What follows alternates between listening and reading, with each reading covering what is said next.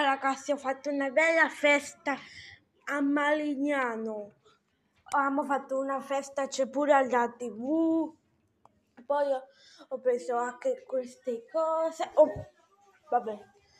Ok, voglio dire una cosa, raga.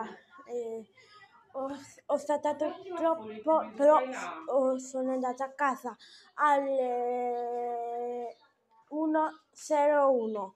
Tardi, mezzanotte veramente.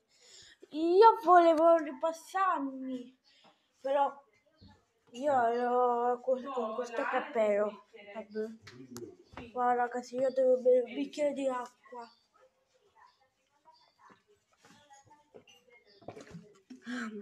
Madonna mia.